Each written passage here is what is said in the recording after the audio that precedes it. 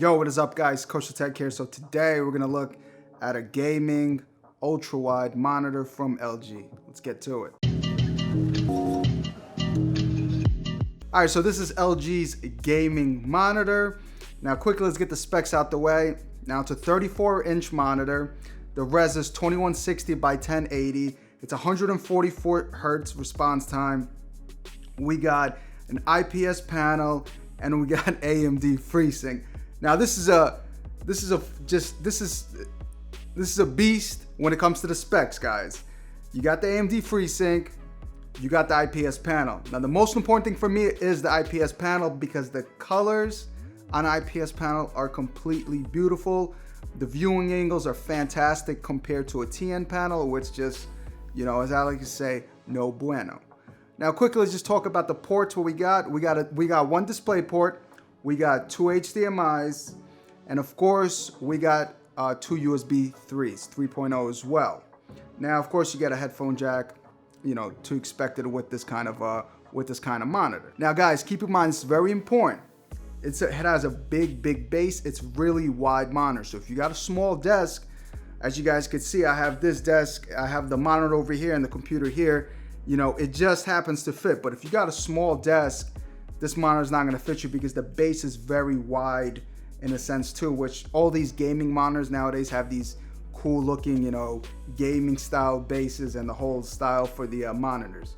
Now I did get this monitor on Amazon Prime Day for $385. It does usually retail for $500. Look, I'll be honest with you guys in this review, as you know, as I'm always honest in every review. This is a fire monitor, but the only issue I would probably say with this monitor is the resolution. Now, the reason why I say that, gaming on it is dope, but the problem is everything's way too pixelated because it's 1080p. It's 2160 by 1080. Unfortunately, it's not 1440. If you want a 1440, you got to spend more on it. That's like $800 to $1,000. But that's my biggest gripe. I'll say, I know I'm saying this early, you know, I should say it to the end of the video, but I'll be honest with you. That's the only issue I'd probably say with this monitor. Everything is just too big. Everything is way too pixelated. Now, besides the resolution, I would have to say at the end, it is overall a fantastic monitor. It's well built. It has really good features in the sense of height adjust and tilt. It has a fantastic little joystick, what I'm gonna show you guys later, what the option menus are in this monitor. But overall, besides that, I would say this is a really good monitor, but if you got the money to spend $500 for it, you know, that's on you. It's your money, but I would personally say probably get something in a sense with that kind of price, I'd probably get something that's already a 27-inch 1440p monitor. One other thing, you know, with these ultra wides, when you're watching a movie or you're watching something on YouTube, you're gonna have the cutoff on the black bars because YouTube doesn't support this resolution. So also keep that in mind. But I mean, listen, gaming on it, it's good, but I would say it's just everything is too pixelated for me.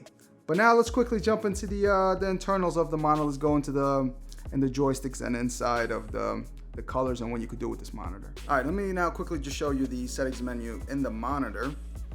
So when I was telling you guys about a little joystick, it's right in here. You click it, it's very responsive. So you have you have power, you have input, you have game, and menu. So if I just press the button again, it exits. If I pull it up, it turns off the monitor. So the monitor now is turned off. Now I'm gonna press it one more time. You hear that click, the monitor's gonna turn back on.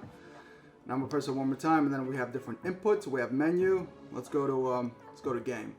So in here in game, as you guys can see, we have game mode, backlight, FreeSync on and off, 1 millisecond response time on and off, and then response time as well. So you want fast, normal, show, and off as well. So you have a lot of options here. Now we're gonna go down. We're gonna close it.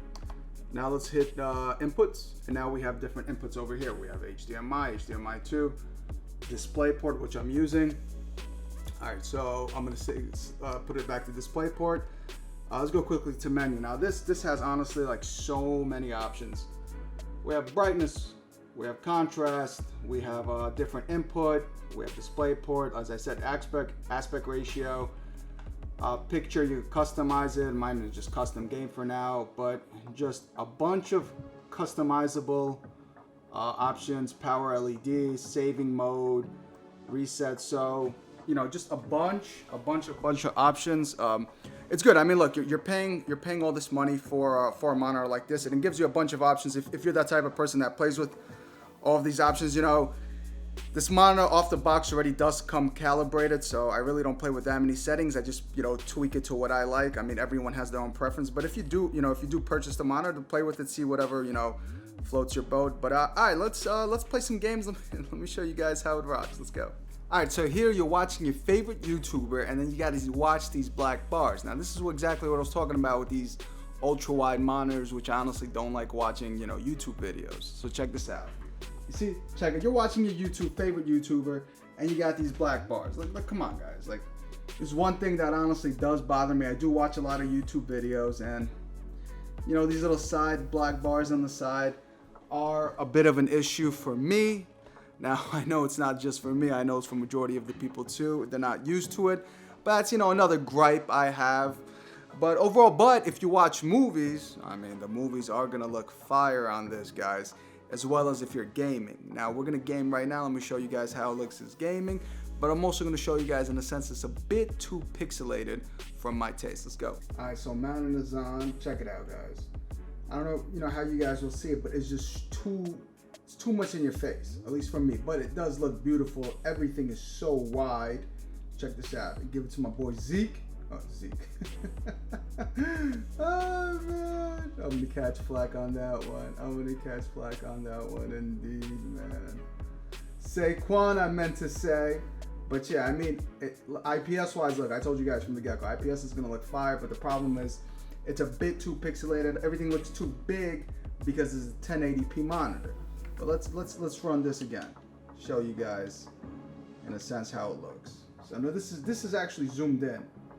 You know, this is zoomed out. Of course, you go a little more zoomed down. I'm just using man in a sports game. Let's check this out. Look at that.